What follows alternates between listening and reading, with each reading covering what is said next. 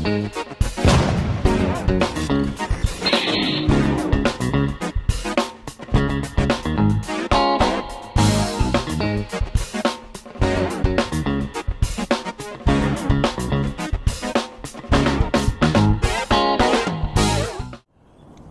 everyone, welcome back to Nat Snacker's Yard, and it is a little bit, well, of a live, no reveal, look and see. That tank is for Tango. The sealant has been in it for, well, over a week now, and last night I put petrol in it, and ignoring the sawdust on the ground, because tanks seal better when you turn off the fuel tap. Top nat tip. So I put in fuel past the bits that I've repaired. That ball's going to pop out.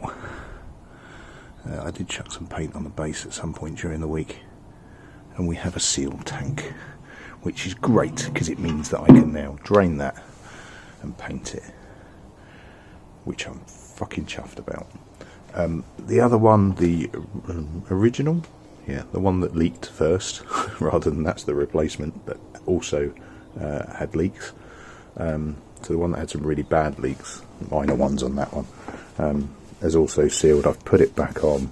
More than anything else, I wanted to run the bike up. It hadn't been run up for weeks, frankly, so I literally sucked it up and chucked it on. And absolutely fine. It's holding absolutely fine.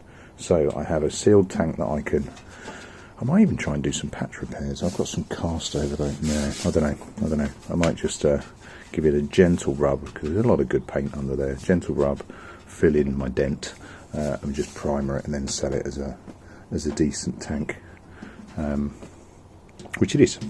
But I'm going to get set up to paint this bad boy here. Right, I'm not going to film it all this time. I've done it before. It's the same colour, but I just thought, that's the before. So that's after, 1.5 450ml rattle cans, a couple of splats, but I've rubbed them all down. They're all nice and flat. It just wasn't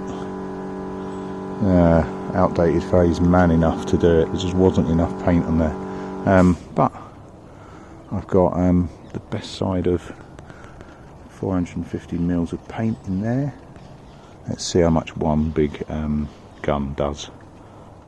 Right, and there we go. So we're about half of that 450 down, and it's getting there. Some marks that might paint over. Fucking beasties keep getting me still. Nowhere near as bad as when I'm just in a plain garden, but that's fine. I've got a little bit of a surprise for you, sneak peek, and we'll look at how that goes as well. I just want to load it up. I really want to load it up today. I've got naffle done really during the week at all. I have been working from home this week. It's been a weird one. It has been a very strange one, and I don't consider myself a royalist or a monarchist, but passing the Queen's been a bit of a strange one, and it does make you look back, particularly people sort of my age, who have never known another monarch. It all feels a little bit surreal. Domestically, I work in central London. I work very close to Parliament at the moment, actually, and we were just told to steer clear this week just because of traffic congestion, travel issues, security issues, because there's cordons all over London at the moment, quite rightly. So yeah, it's been an odd one, but we continue one way or t'other. Wet paint always looks amazing, always makes me smile. Right, I'm just going to keep loading this up. I'll finish off that skip of paint, have a look, see if I want to do any more, and just see how we get on. I've got some marks that aren't covering over, which is fucking irritating, although worst case scenario, knee pads will cover it. But yeah, it's we're getting there. My spray paint technique is getting better. He says, tempting fate fucking massively, but I'm feeling a lot more comfortable with it, if nothing else. As daft as it sounds, it doesn't scare me so much now. I say scared of a spray gun, but yeah, it doesn't. I'm a lot more comfortable with it than I was before. Right, I'm going to let that dry off and chuck on a few more layers and empty that skipper. Cheers all. Right, so that is about as much paint as I've ever put on a tank, and I'm going to keep going. I haven't got anything to. That's slight dent still there. I've mixed the rest of the paint. There's with the thinners. That's an extra 225, I think, in there. I've got a few bugs that are immortalised, but I'm just going to keep ploughing it on. I've got nothing else to do with the orange paint, and there's not enough left, or there wasn't enough left in the tin to do anything with. So I'm just going to keep plying it on, I think. Cover up them bugs a little bit more and let it dry out. Cool. Right, and there we go. Lots of paint on it. It looks fantastic, doesn't it? No. I cocked it up. Too much paint, not enough cure time. You can see it started to pull there. It's massively pulled on the other side. I've peeled off some of the big lumps of paint and another one under there. Arse. So the disaster continues. Let it dry, rub it down, go again. Not all of it, not rub the whole thing down. And hopefully I've got enough paint left. I salvaged what was left in that hopper, so about 200 mils, I think. I'll have to go and clean the gun now, I suppose. And to add insult to injury, that other tank leaked. I plugged the leak, and I now know why. I had said about that hissing sound I could hear before. It's the air release. So it was that.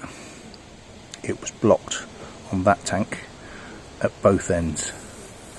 So consequently, whenever sunlight hit the tank, made the petrol expand, that's my thinking, it was just creating new holes, or pushing out the repairs that I've done. So anyway, that's now clear. I've plugged that hole. We'll see if my theory is correct once that's had time to cure off. But supervised by another and a dog. He's making his arsehole. Dog's being quite good with the other dogs wandering past until they notice. Lady, sit. Lady, no. Oi. Oi, lady, don't you do. Right, bit of a jump pause there. Dog decided it didn't like the dog that was walking past. Horrible little snappy thing. Yeah, fucking irritating. But I'm learning lessons, and ones I will not repeat. Lesson the first. Longer time between coats. I wasn't really timing it, I wasn't keeping an eye on it. I was trying to rush it because I wanted to do it before doing other stuff. Put too much paint on, weight of the paint dragged it off. Shit, learned a lesson, don't do that again.